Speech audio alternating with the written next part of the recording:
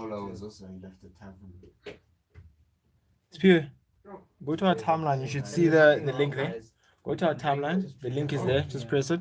Yeah, that's what on YouTube. Telling me. Yeah. The moderation part is not even something you can regulate, but at least if you do it at home, Yeah, it gets smashed. You It know, gets smashed We'll get an Uber. on your couch. who was in bed? Yeah, I see live. It's live, right? Yeah. Yeah, it's live. Awesome.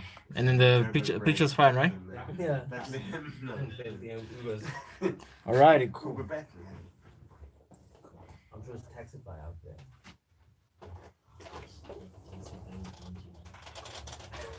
There's a new one, but apparently the app is only for Android. Quella, yeah.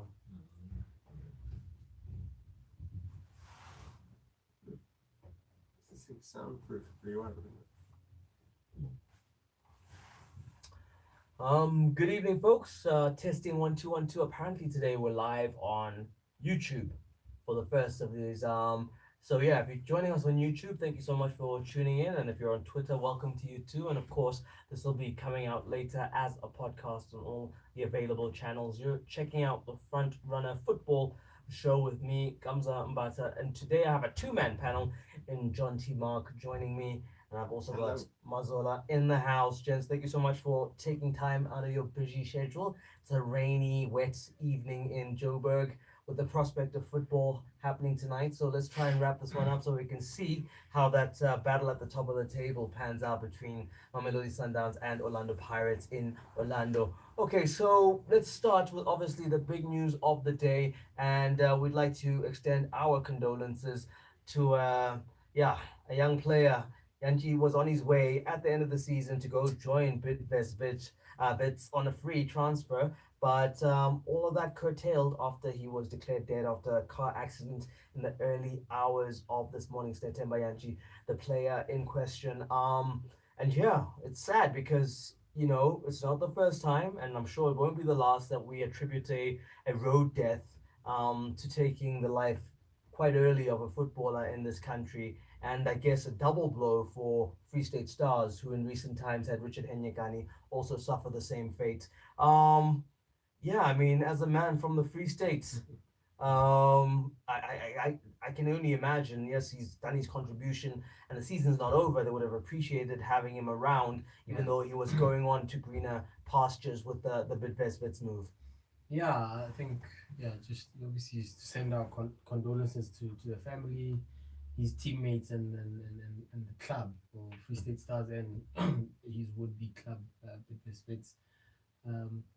It's sad, really. I mean, obviously not just for the family and the football fraternity, but for his current club, who were relying heavily on him. When a player signs a pre-contract here in South Africa, usually you get sidelined. Yes. You actually don't play because you're not in the future of the club. The club starts to plan ahead. Right. He was actually a key member of Coach Nicola's team, and he had been contributing with some good goals. Remember against Maritzburg United in the win away at Harry Gwala, the 3-2 win away in the Free State derby against Bloemfontein Celtic, where Yalla got the 1-3-2. He was man of the match there as well. So and I'm sure Gavin Hunt was looking forward to having him in his team. Right. Gavin Hunt loves a winger, a speedy winger that can get the crosses in and chip in with a few goals. So obviously he would have been in his plans there. 30 years old, joined from Bobela United in 2015, I think, from the National First Division, and took the PSL by storm, actually, with his pace catching the eye of several clubs. I don't think Bidvest were the only club that were eyeing him, Sure. especially when his contract was going to expire in June. But, that's reached a dead end there. Unfortunately, his life was taken away, another life taken on the road. We've known of so many PSL players that have suffered from fatal car crashes. Richard Henyekani, as you mentioned, Cecil Lolo most recently, Gift Lereni, and a few others. So, I don't know if there's something really that the league and the clubs can do to create more awareness. I remember when Richard died in a similar incident a few years ago, about nearly 4 years ago. Mm. There was a big, you know, at his funeral, there was a big debate, especially the clubs coming from the club itself, warning the players, that his teammates that were sitting there, that if you keep going on this path, you too will suffer the same fate. But you know, I guess some didn't listen, and now we hear talking about a player that's yet another player that's died from a car accident. Yeah, no, sad news indeed. So we do extend our condolences, like we said, to his friends, family, the club, the supporters, and yeah, we hope it's not in vain. I hope something can come out of this, as far as you said, with the awareness and just kind of bringing light to the fact that it's not a good place to be for a professional footballer driving in the wee hours of the morning, because if it's not you behind the wheel, it could be someone else behind another car's wheel that causes you to be in such a situation. So our condolences extended to all those people mentioned. As we now focus on some of the news of the day, apparently SAFA has allocated 10 million rand to women's football to establish a women's pro league. Have you guys heard about this? Yeah, I think it was it was at a recent press conference. I don't know if I think they called a press conference about a check ceremony, as SAFA often do. Right. But the big issue for me here is, you know, the goalposts keep shifting with regards to the start of the women's league. Right. You know, it was late last year, then it was going to be earlier this year. Now I heard it's September or August. I don't know. The goalposts keep shifting. So they keep saying we don't have money, we need sponsors. Now suddenly they found 10 million rand. What, in a cupboard in the offices? I don't know. I think I stand under correction, but I Mhm. think the money comes from the FIFA legacy, isn't it?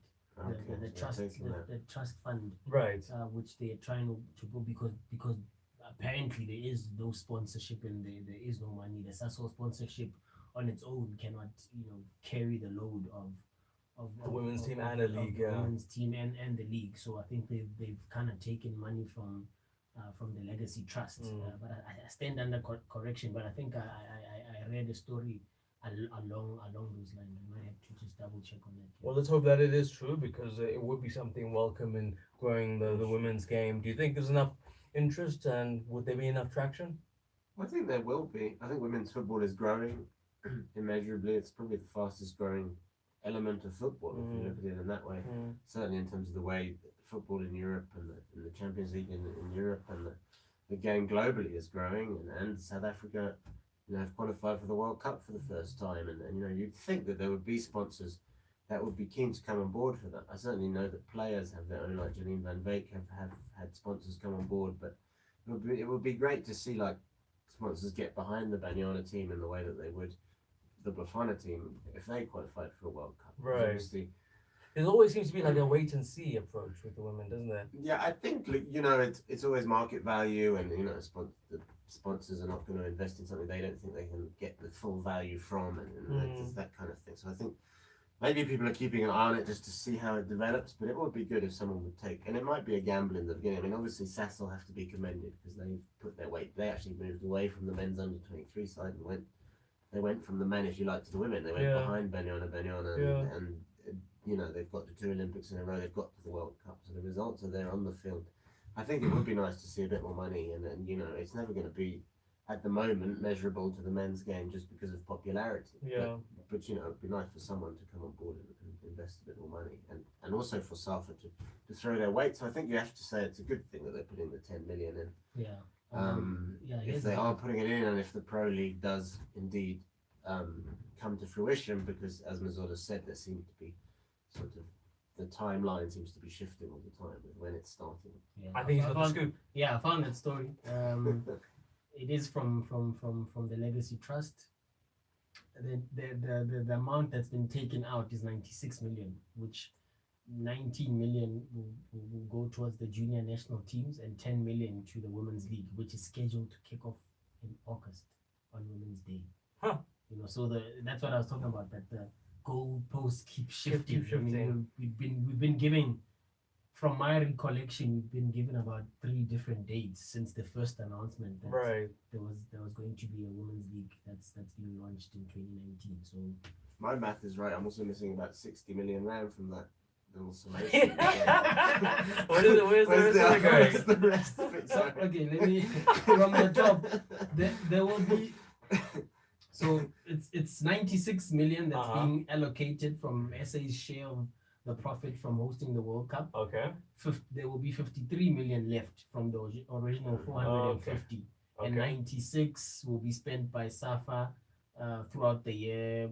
You know, that kind of stuff, and then they start.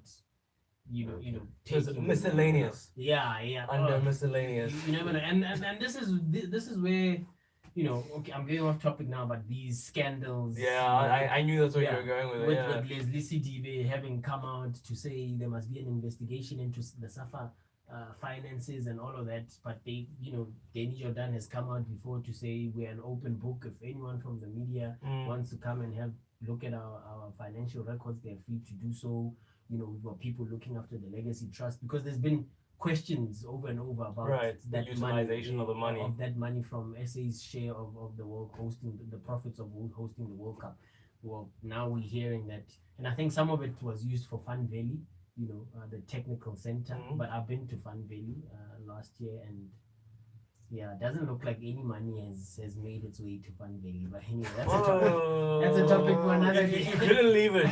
You couldn't leave it without being controversial. Couldn't You leave ask it. questions because SAFA always like they plead poverty and then they have money, and then they plead poverty and then they have money. That's how it feels. Exactly. And also you look at things like Bafana, apparently they had to endure like a 28-hour flight to get back from Sfax to Johannesburg. Like, why? Well, I mean, we were at the football forum, which on that note, thank you so much to everybody who came out. But something that was brought up there was that there was a discussion around the wages for the Bafana team.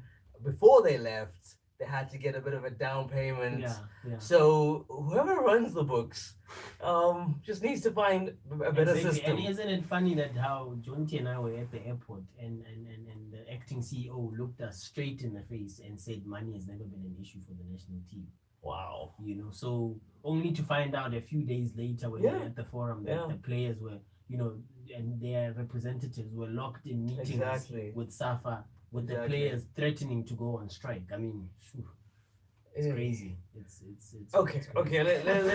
Let's end of the conversation starters with something that's positive, because once again it is another topic that came up at the football forum in terms of players in empowering themselves for life after football. And the story that's come out is with Siboniso Katla coming out and, you know, graduating, getting his political science and social studies degree.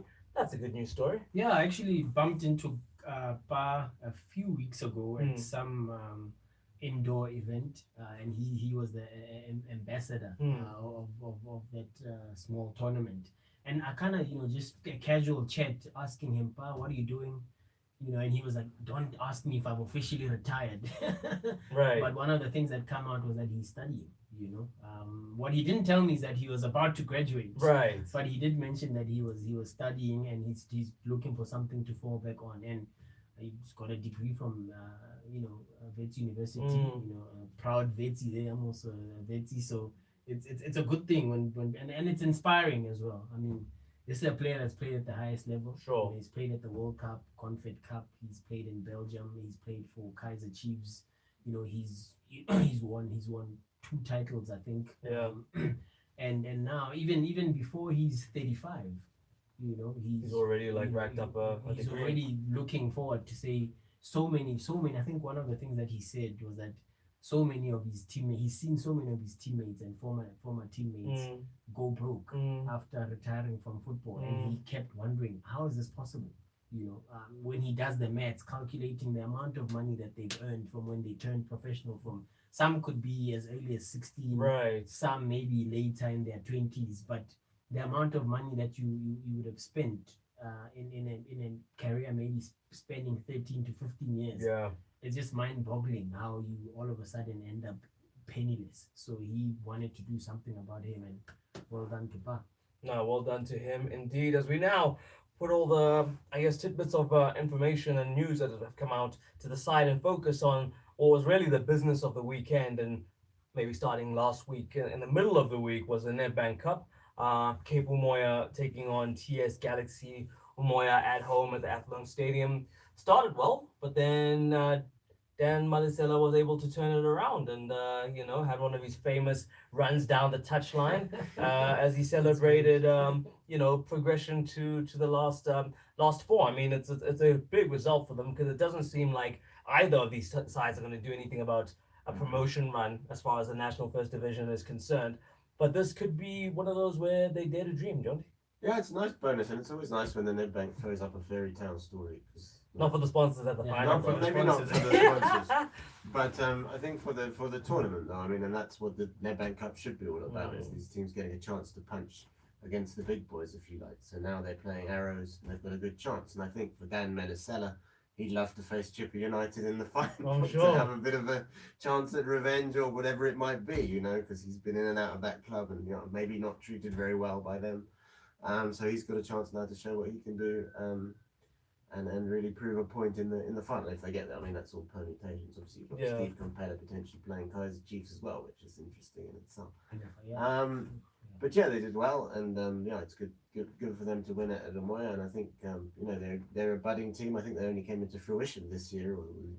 Tim Sukazi left being an agent to run a football club. Right, as you do. It's only in South Africa, maybe. I'm not sure. Maybe in other countries. I'm not sure how that works. But yeah, he decided, and he started a club, and they get good crowds in Mpumalanga there. I think and so that's nice because not so many teams get good fan bases to come and watch them. Yeah, I mean Aces. They lost Aces, so I'm sure the people of that region are just glad to have a prospect of maybe having a team to follow to the PSL. Yeah, exactly. And I think it's good for and I think if they can get in the top flight, and it's a building thing for them. So maybe if they do this Nedbank Cup run, give them the confidence to build for next season and the resources. I guess and the money. Resources. And next season they can mount a good challenge for the NFD title.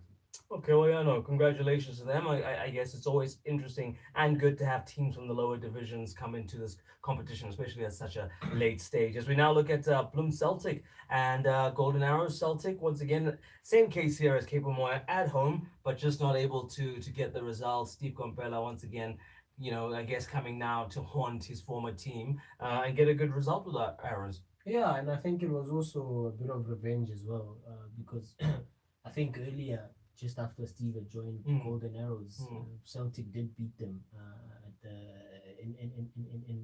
in Bloom, and they were just basically still applying the same tactics that Steve had left behind. Yeah, and, had helped them to push up so high up the table. But what would have been interesting is how then Steve would have gone into that game, knowing that the players and the caretaker coaches in John Maduka and Lekhono Losema at the moment, I still believe they still learn so much from Steve. And why break up a winning, mess with a winning formula? So to an extent, they probably still are playing the same way that they were playing under Steve before he left just after Christmas. Yeah, and it was important for Steve to reinvent himself. Yes, it was a scrappy win late in the game, with everybody thinking, the game is headed to extra time and penalties and all that. But for them they've done well, so, and this is a team that's, often can talk about having limited to no resources, and to be at this stage of the competition also helps. Right. It can, similarly to Tim Sukazi's team as well, and to Chippa United, Golden Arrows can wish to go all the way, claim that money and invest into the upcoming season as well. Right. Playing personnel or what have you. So it would be interesting matchups, fairy tale scripts that we want, but as you alluded earlier, the sponsors want Kaiser Chiefs in the final. Of course. And potentially another sort of. Well, I guess we're at this stage, it's enough, really. Yeah, exactly. You can have Chiefs in the final and have 90% of the stadium there for them. Yeah, Chiefs in the final, and then maybe like a storyline like Compella taking on Chiefs. Yeah, would be perfect for the sponsor. Yeah, hype a final up around that. But obviously, with Chiefs in the final, you'll get a crowd anyway. Yeah, there we go. As we now focus on the next match, which once again also makes it interesting as far as you have Golden Arrows who are through, but then now Chippa are also in the mix as far as the next round is concerned. And I mean, 4 goals each team. The kind of football that we saw there was great for the spectators. I mean, Clinton Larson did say after the game that it wasn't great for us watching it from the sidelines. But once again, you have a possible storyline there where he'll maybe face up, hopefully, if the permutations work out, against his former team in Golden Arrows. There's so many of these links, and I guess it's happened because of that purge that we saw, the merry-go-round that we saw of the coaches in mid-season. Yeah. Well, yeah, that's another story, potential story to throw around. But for me, it wasn't. I need to be careful. But Why?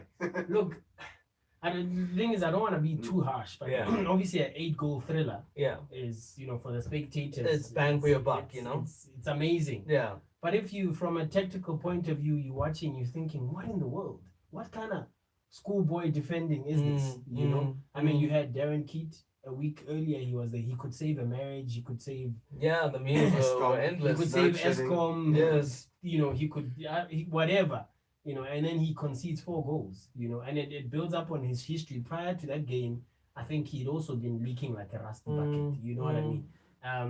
And then you had Bafana defenders and Sfiso Shanti and Bushem Kwanazi also in there. And then you begin to wonder, you're asking questions. We've got an AFCON coming up, but we've got...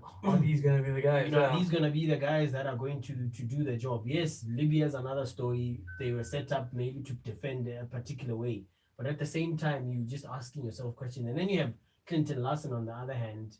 They start off pretty well. Yes, they lose a player earlier in the game. That probably kind of changes the dynamics. But also at the same time, I mean, the defending there, some of the goals that were conceded, I mean, it's like Sunday league football. You know what I mean? So, great. We got goals finally. We've been crying for goals, especially after the international break and all of that.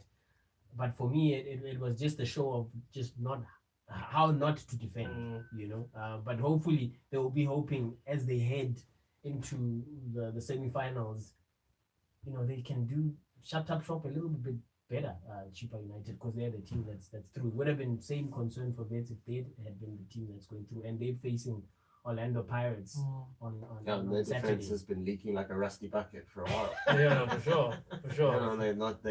When they beat Celtic, they conceded 2. Before that, they were conceding goals like nobody's business. Exactly. They seem to be struggling for whatever reason. Even when Tyson was in the team, he's now missed a couple of games through suspension. But even when he was in the team, they weren't defending particularly well. Yeah. So I think it is worrying a little bit for Bafana, even though they did put up a good defensive display in Libya, or in Tunisia against Libya. Yeah, when they get tested at the when they get tested at that higher level. Yeah. I don't know. Is that sort of bad club form going to affect them? Can they improve it? And I don't know what. Because Gavin Hunt is also known as a coach who can organise a team, and it was just very disorganised from both teams. Well, there we go. Chippa through on penalties 5-3 after 4-4 at full time. As we now see one that was a bit more methodical and a bit more precise as far as a result was concerned, and that was Chiefs winning 2-0 against Cape Town City. I think Chiefs thoroughly deserved Yeah. to win that game. They dominated the game from the start. They were at City. They missed a hatful of chances in the first half. The game could have been dead. Okay, City hit the post, I think, at the beginning of the second half, but then Chiefs got the second goal, and then that was that, and they were outstanding. I don't think there's any debate there. Even Benny McCarthy after the game said we didn't deserve to win. And I think Middendorf has to be commended for the job he's done there. He's come in, he's solidified the defence. He's brought some youngsters through. He's noticed that Frisch didn't work in goal. He's noticed that Pay didn't work in goal. Now he's got Vroomer in goal, and Vroomer's doing better. So he's prepared to take pragmatic steps if he sees something not working. Henry Eckstein's got all this controversy over his contract. Will he sign a contract? But he's showing his value. Shows faith in him. He gets the goal for it. And I think signing Zuma as well. Once again, another youngster just giving him a chance. Another goal. So I think Chiefs are improving. I don't think they will challenge for the title, but the Nedbank Cup is a real prospect now for them in terms of silverware. I mean, if you look at those 4 teams left in the semi, you have to say Chiefs have all the pedigree. Well, that's the thing. I mean, and then you look at the situation in the league where Sundowns, Vits and Pirates, and the possibility, if you're a Pirates fan, the Chiefs could end up with silverware, and you don't. In a season where you've kind of been looked at as the team to have an impact, is quite, I guess, it speaks to what Ernst has managed to do. Yeah, exactly. I mean, and the pressure for me with this title race also is more on Orlando Pirates. Of course. It's going on the 5th year now Fifth without year, a trophy. An all-star technical team Exactly, with like exactly. 3 of the best minds, Exactly. all the resources behind them, the 10 players. 10 new players, 11 if you add Ndengani arriving in January. Right. 11 new players. You'd think that. I mean, what's going to be the excuse in the season? That they need time to gel still? We're building? I mean, Yeah. is that... I Is mean, that it was already one of the sort of storylines that was Mm. thrown out by Fadlu Davids last week when he said Rome wasn't built in a day, while also acknowledging that Pirates have, it goes without saying that Mm. Pirates have to win trophies, Sure. but at the same time, perhaps trying to buy time to say to the fans, Be patient. be a bit patient. We're trying to build something spectacular here. But I don't know. I think, if they don't get a trophy, this season, if they don't win the league, because that's the only trophy that's left, Yeah. then there probably could be some serious question marks raised about over the technical team and what they're doing. And Mm. also remember that there's a whole host of players that are disgruntled because they're not playing. Mm. You've got Mpomakola, Tabo Matlava, Section 10, Tabo Kalinge, Mm. Nyauza played 27 league games last season. He's only played 5 this season. Mm. Why?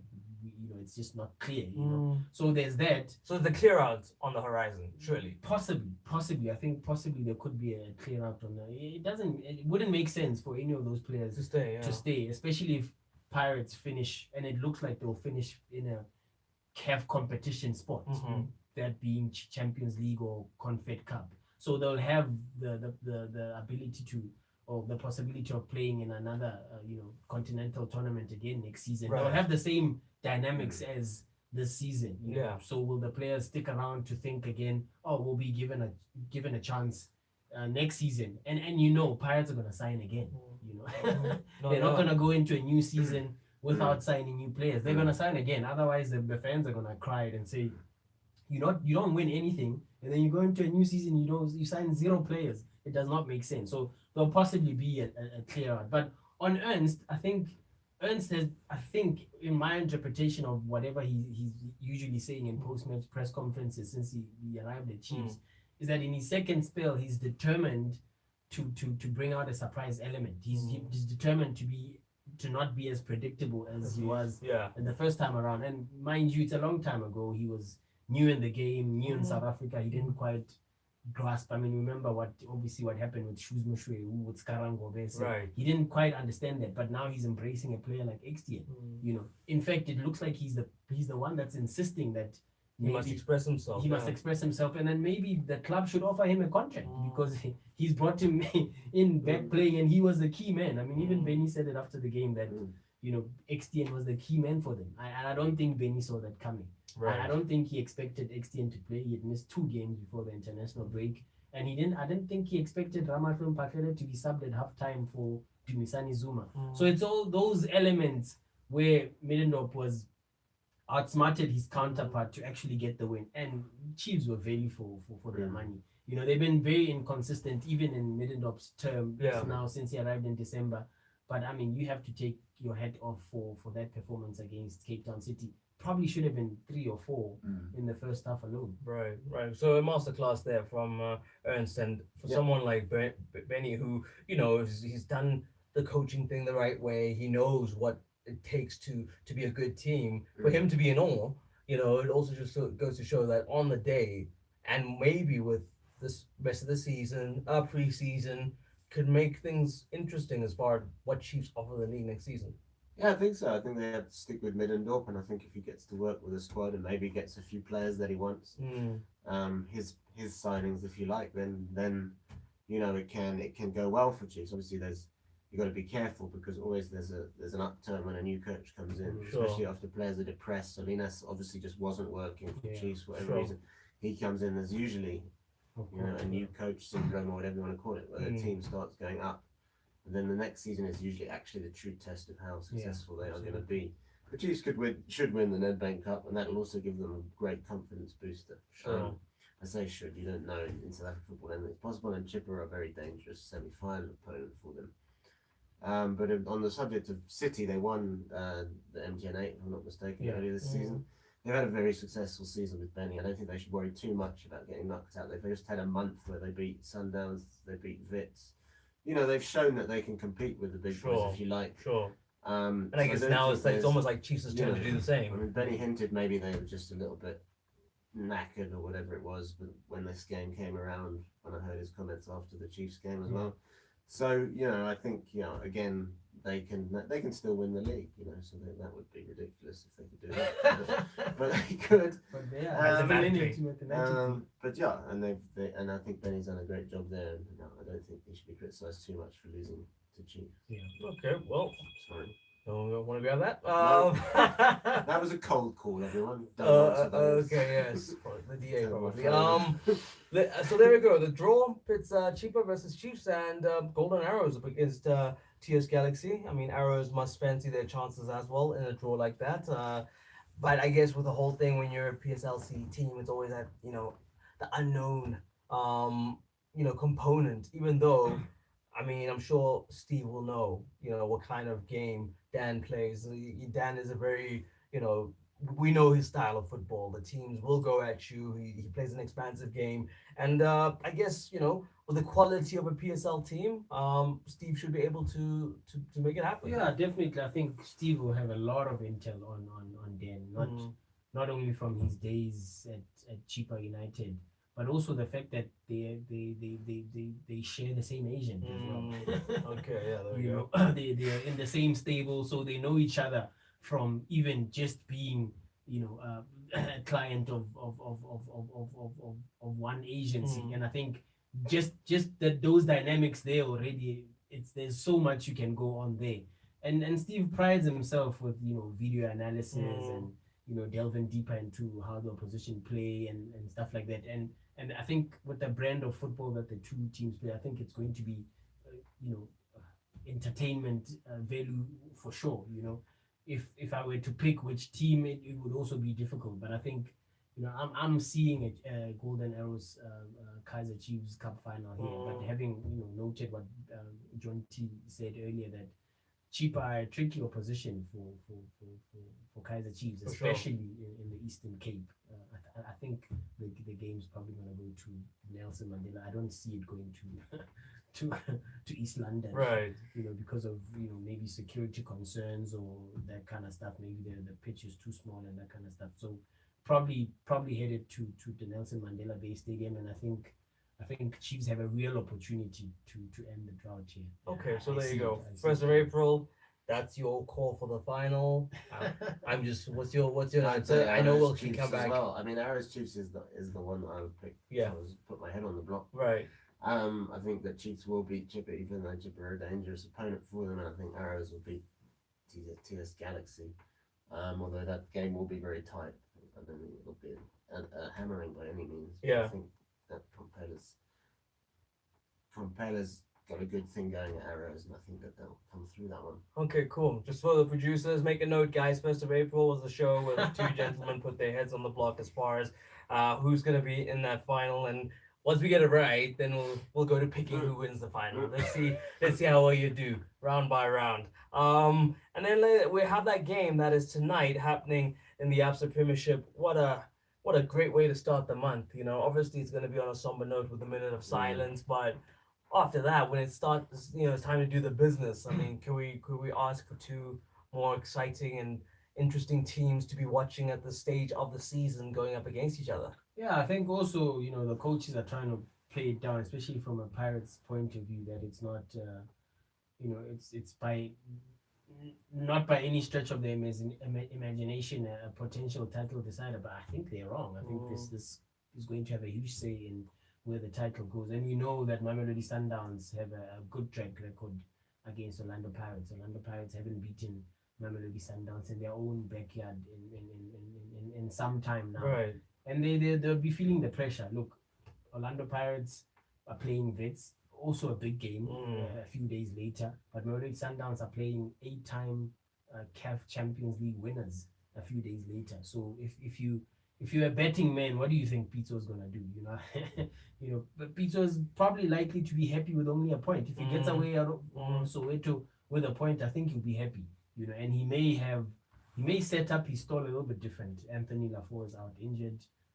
Gaston Serino is suspended. Yeah.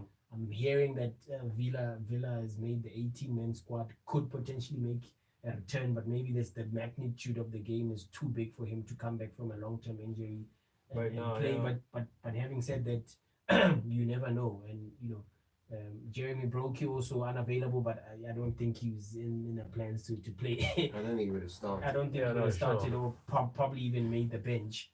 So Pito will be very, very careful in how he sets up his stall, and I definitely think a point would be seen as a massive, well, not massive achievement, but a good thing. A good return, A good return ahead of the game against Al Ahly. Is it Pakamani also injured? Pakamani is also injured, so there's another heavy blow. I think he had started in the game against Wydad Casablanca away from home. So their attack is stifled somewhat. It's Temba Zwane and Lebogang Mabue who have it all to do. Well, there's Emiliano Tade as well, who can spring an element of surprise. But I think Orlando Pirates will be more under pressure. They have to catch up. They are 3 points behind. They're at home. And they're at home. They haven't won a trophy in about 5 years now. Mamelodi Sundowns are the reigning champions. They're in the quarterfinals of the CAF Champions League. So they're not under any pressure, to be honest. Yeah, they basically have the hedging of the bets, I guess. Yeah. Sundowns, you have the league and you have continental competition. I always find it slightly difficult to sympathise with Sundowns when they have an injury crisis in inverted commas, though, because also, the I mean, personnel. Mazzolo has just said, it's only an attacking trident of Mabue, Zwane, and Tade. Yeah. Most teams What are they like, to, what are they give to their do? left and right arms to have that front three. Right. So I don't feel that sorry for them, and I think they'll cope. Poor Sundowns. I think they'll manage. But yeah, they've won a massive game against Al Ahly. I think they want to restamp a bit of more authority on the Champions League. I think they were knocked out in the group stages last year in the quarterfinals the season before that. So they'd like to put themselves back up in the semi bracket. I'm sure. Al Ahly's obviously a very tough opponent for them. And again, I think I remember going to a game. Was it Wits Sundowns recently that was 0-0? Wits played Sundowns in the league. It was 1-1. Was 1-1. Yeah. And Pizza was basically happy with the draw, right? He said a I point. mean, that was right. Wayne Aronson was sent off, Yeah. right? And then they just played for a draw and they got the draw. Yeah. So I think, like Mazzola says, if Sundowns can get a draw, it's a brilliant result for them. Pirates are the ones who have to push for the win, and they're the ones who are under more pressure. Not just because obviously they're a couple of points behind, but also because of this 5 seasons without a trophy. Right. I mean, if Sundowns don't win the league title, it will be upsetting. But not a But disaster, they can still say we've won however many, 3 of Exactly. the last 5. Exactly. If Pirates don't win it, it's like 5 seasons, we haven't even won a single trophy. No, I think exactly. The pressure is on them. This is the team they're putting out, Pirates. Sandilands, Jelendingani, Maela, Dube, Mutwari, Yatama, Memela, Loch, Shonga, Mulenga. Dube. Wow. Mm. Okay. I think that's first start for Dube since coming back from in and out with injuries and not being able to make the team. Yeah. That's very interesting. I guess the others, not so much a surprise. You would have expected Sandilands to start. Yeah. Jelen, Dengani, Innocent Maela, Ben Mutwari, alongside Musa Nyatama, and obviously their talisman Lodge and Justin Shonga. Vincent Pule is suspended. Yes. Yeah. Tolam Lambo also unavailable. I think he's injured as well.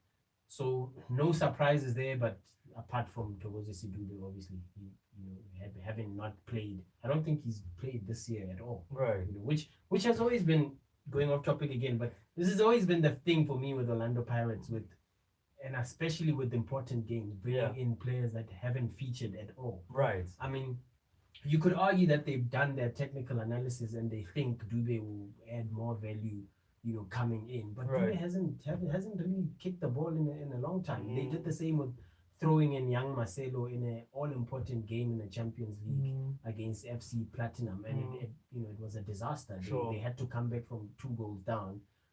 Marcelo hadn't played in nearly 2 months. He hadn't kicked the ball in 2 months, and he comes in an important game like that. Just doesn't. And there was the Gabuza Exactly, incident.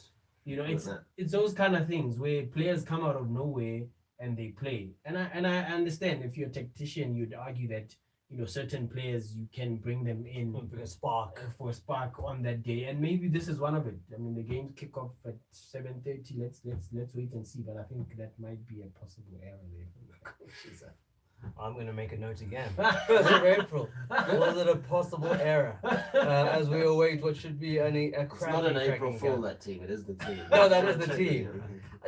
This morning I was just like, can it be over already? After I saw the Kenyans signing a 3-year contract, I was like, can April Fool's Day be over already? Okay, so there we go. I guess we've got the lay of the land, and it's got us in a position to actually be home in time to go watch the match. So yeah, gents, thank you so much for making it sweet and short as we just round up what was, I guess, a quieter weekend with less teams being in action due to the Nedbank Cup, and that's what it's allowed us to have such a pointed show. And just quickly, just to wrap up before we go, the football forum. Mazola, you were there. Yeah. John T, you sent your sick note. Your absence was noted. Thank you yeah. for noting that. But I your wasn't thoughts? available, unfortunately. You weren't? Yeah. What do you know about club licensing? What do I know about club licensing? You Come, just but put me you on have the to go spot there. there. I need to come to the next football forum to But, learn about club I licensing. mean, I think that just makes my point, is Yeah. that not enough people know what it is. And to be honest, I only fully understood it Yeah, at the forum It was as of trending. last week. It was trending at the Yeah, football it was. forum. It was. But it's a very important component, and hopefully over the next coming weeks, the forum visuals and audio will come out onto our social media platforms. And once everyone else is up to speed, maybe we can get someone else who can come and unpack it and just take it from where we left it Yeah. at the forum. But it's a big concept. If you want to kind of get a march on it, Google club licensing. It is a very interesting topic, and I think once you read up on what it Absolutely. is, it might just have you giving one of those moments and thinking how Absolutely. much better our game would be if we had the likes of club licensing kind of applied to it. So yeah, Google it, check it out. But it is one of the big highlights from the football forum, of which hopefully the visuals and the sound will have for you in the next few weeks. But thank you so much for those who did come out. It was a good first one, and we hope to build on them and make them bigger and better. Gents, thank you so much for your time this evening. Thank you, Kamsa. Go home, enjoy the match, Thank you. and we'll reflect on it in a week's time. Watch him Tokozisi do the hat trick. Okay. Oh wow. Had to drop the spice. Just had to, a little bit of spice. And to you on YouTube and on Twitter, thank you so much for tuning in. Until we meet again, peace.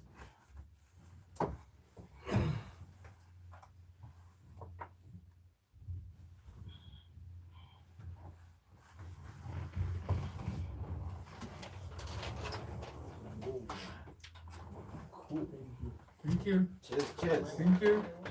Yeah, you're watching. Let's go see Pirates.